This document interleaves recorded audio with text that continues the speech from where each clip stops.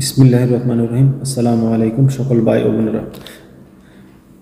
আল্লাহ সুবহানাহু ওয়া তাআলা একটি জিনিস আমাদেরকে জানিয়েছেন যে আমরা যে নবী এবং কি রাসূলদের যে অর্ডার, আল্লাহর অর্ডার অনুযায়ী তারা কাজ করে থাকেন, নিজে থেকে কোনো কিছু বানায়া বা কোনো কিছু বলেন না। মানুষকে বোঝানোর জন্য আয়াতগুলি হয়তো হিকমা দ্বারা, জ্ঞান দ্বারা একটু বুঝিয়ে দেন, কিন্তু আল্লাহর অর্ডারের বাইরে কোনো কাজ করেন না তারা।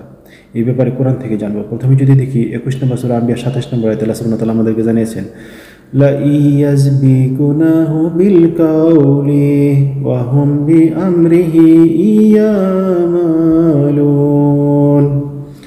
আল্লাহ বলছেন যে কোনো নবী রাসূলই তারা আগ বাড়িয়ে কথা বলে না। আল্লাহ যে হুকুম দেয়, অর্ডার দেয়, সেই অনুযায়ী তারা কাজ করে থাকে, সেভাবে ইবাদত বন্দেগী মানুষকে করার জন্য বলে থাকে। আমরা যদি দেখি 53 নম্বর সূরা নাজম 3, 4, 5 এই তিনটা আয়াত যদি দেখি, ওমা ইয়ানতিকু আনিল হাওয়া ইন হুয়া ইল্লা ইউহা আল্লামাহু শাদীদুল কুওয়া।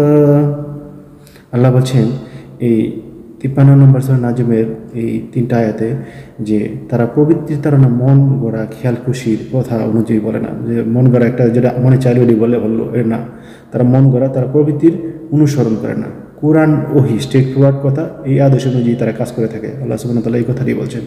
এবং কি তার এই যে কোরআনের যে অর্ডারটা একজন শক্তিশালী ফেরেশতা রাসূলকে শিক্ষা দিয়েছেন, সেটা হলো 16 নম্বর সূরা নাহাল 102 নম্বর আয়াতে আল্লাহ বলছেন যে রুহুল কুদ্দুস নামক একজন জিবরাইল ফেরেশতা আছে, উনি আমাদের রাসূল সাল্লাল্লাহু আলাইহি সাল্লামকে এই শিক্ষা দিয়েছেন। এই কোরআন এটা নিজে বানায় থেকে বলার মতো কোনো শক্তি নেই রাসূলের। এই ব্যাপারে যদি আমরা দেখি যে অনেক সময় দেখি যে মানে অনেক রাসূলের অর্ডার একটা বলে আর আল্লাহর অর্ডার একটা, এরকম কথা বলার কোনো সুযোগ নাই। 4 নম্বর সূরা নিসা 150, 151, 152 নম্বর আয়াতে বলছে যে আল্লাহ এবং কি রাসূলের অর্ডারের মধ্যে তারতম্য বা পার্থক্য করা যাবে না বিশ্বাসের ব্যাপারে। যদি কেউ করে তাহলে সে কাফের, মানে অবিশ্বাসকারী। আল্লাহ সুবহানাহু ওয়া তাআলা মানে নিজেই কাফের বলে দিয়েছেন। এই যদি কেউ এরকম দুই রকম অর্ডারের চিন্তা ভাবনা করে, যদি কেউ বলে, আমরা যাতে এ থেকে সতর্ক থাকি। আল্লাহর অর্ডার মানে রাসূলের অর্ডার, রসুলের পবিত্র মুখের বাণী হয়েছে এই কোরআনটা, আর আল্লাহ সুবহানাহু ওয়া তাআলার অর্ডার এটা। আমরা যদি আল্লাহ বলছেন যে 4 নম্বর সূরা নিসা 64 নম্বর আয়াতে যে আমি রাসূল প্রেরণ করেছি শুধু একমাত্র এই আমার কোরআনের অর্ডারগুলি পরিষ্কারভাবে পুছিয়ে দেওয়ার জন্য, এই জন্যই আমি রাসূল প্রেরণ করেছি, না তো রাসূল প্রয়োজন ছিল না। আল্লাহ সুবহানাহু ওয়া তাআলা এই কথাই বলছেন। আমরা যদি দেখি যে 36 নম্বর সূরা ইয়াসিন 17 নম্বর আয়াত, 16 নম্বর সূরা নাহাল 82 নম্বর আয়াত, 64 নম্বর সূরা তাগাবুন 12 নম্বর আয়াত, 69 নম্বর সূরা হাক্কা 40 নম্বর আয়াত, আর 81 নম্বর সূরা তাকবীর 19 নম্বর আয়াত আল্লাহ বলছেন যে স্পষ্টভাবে কোরআনের বাণী পৌঁছে দেয় রাসূলের দায়িত্ব ছিল বা কর্তব্য ছিল। এটি আল্লাহ বলছেন আমাদেরকে।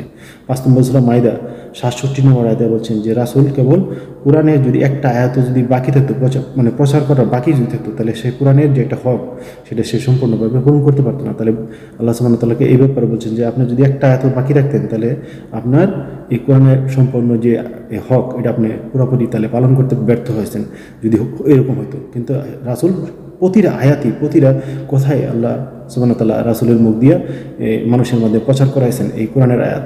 বলছেন একটা আয়াত বাকি নাই, প্রতিটা কথাই রাসূলের পবিত্র মুখের বাণী। আমরা যাতে এতগুলি কথা 6348টা আয়াত, এইগুলি রাসূলের পবিত্র মুখের বাণী। আর আমরা ছোট সময় শুনছি যে 6663 আয়াত, এটা ভুল। অথচ এই একটা রং কথা আমরা সারা জীবন শুনে বড় হয়েছি, কিন্তু আসলে আমরা কোরআনের কাছে যদি না আসি তাহলে প্রকৃত সত্যটা জানতে পারবো না। আমরা যদি দেখি এই 64 নম্বর সূরা তাকাবুন 12 নম্বর আয়াতে যে বলে এই বিভিন্ন কথার অনুসারী লোক যারা বলে, তারা বলে আতিউল্লাহ ও আতিউর রসুল্লাহ, মানে আল্লাহর হুকুম একটা, রাসূলের হুকুম একটা, এরকম কথা বলে। কিন্তু এই আয়াতটার মধ্যে লাস্টের অংশে গিয়ে বলছে যে রাসূলের পরিষ্কার খালি খোলাখালি এই কোরআনের অর্ডার স্ট্রেট ফরওয়ার্ড পৌঁছে দেয় মানুষের কাছে।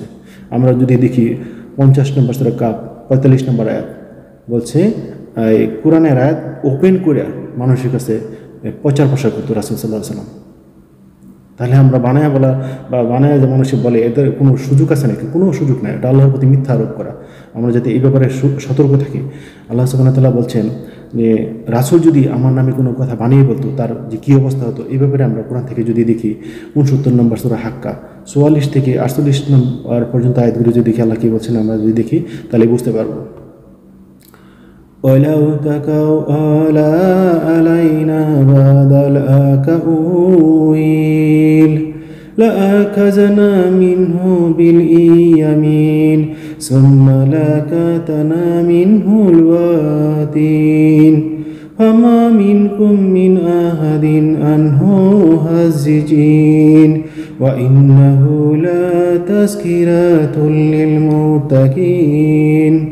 আল্লাহ বলছেন 69 নম্বর সূরা হাক্কা 44 থেকে 48 পর্যন্ত আয়াতগুলিতে আল্লাহ বলছেন যে রাসূল যদি আমার নামে কোনো কথা এই কোরআনের বাইরে গিয়ে বানায় বলতো বা মানুষের কাছে প্রচার করতো, লাহওয়াল কথাবার্তা বলতো, সে যদি এগুলি করতো আর এর জন্য আমি তাকে ডান হাত ধরতাম, ধরে তার যে ঘাড়ের রক আছে এটা কেটে দিতাম, কেউ তোমাদের আমার হাত থেকে রাসূলকে বাঁচাইতে পারতে না। আল্লাহ সুবহানাহু ওয়া তাআলা এই কথাটি বলছেন, কিন্তু রাসূল এই কাজটা করে নাই, আল্লাহর তাকওয়া অবলম্বন করছে। আর অথচ আমাদের বলি যে কত লোক আল্লাহর নামে মিথ্যা কথা বলে, রাসূল কিন্তু এসব কথা বলেন নাই, বানায় কোনোদিন কথা বলেন নাই। যদি বলতো আল্লাহ সতর্ক করে দিয়েছে যে রাসূলের কী অবস্থা হতো, কিন্তু রাসূল এই করে নাই এবং কি আল্লাহ তাকে এর থেকে মুক্ত রাখছেন, এই লাহওয়াল কথা প্রসার করার থেকে। কোরআনের স্ট্রেট ফরওয়ার্ড অর্ডার রাসূল প্রচার করছেন স্পষ্টভাবে, খোলাখুলিভাবে, কিন্তু এটা করে নাই, আল্লাহ তাকে পবিত্র রাখছেন এর থেকে, লাহওয়াল কথা থেকে। অথচ আমাদের কত হুজুর জুব্বা কুব্বারা দেখি বানায় কথা বলতেই থাকে। এদের যে কী হবে, এরা অনেক আয়াত আছে কোরআনে এদের পানিশমেন্টের ব্যাপারে এই বানায়া বলার কারণে।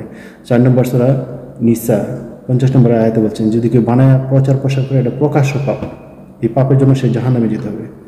আল্লাহ বলছেন যে আমরা যাতে এই ধরনের কথা থেকে মুক্ত হয়ে বেরিয়ে আসতে পারি, আমরা যাতে বলি না যে আল্লাহ রাসূল বলছেন যে আমার প্রতি যে কোরআন ওহী করা হয়েছে আমি তো শুধু তারই অনুসরণ করি, আর আল্লাহর হুকুমের সাথে কাউকে শরিক করি না। আর এই দুর্ভোগ তাদের জন্য যারা এই অংশীবাদী যুবক বা যারা আছে আল্লাহর সাথে শরিক করে এই হুকুমের সাথে, অর্ডারের সাথে। এটা দেখি 18 নম্বর সূরা কাহাফ 110 নম্বর আয়াত, 41 নম্বর সূরা হামিদ 6 নম্বর আয়াত।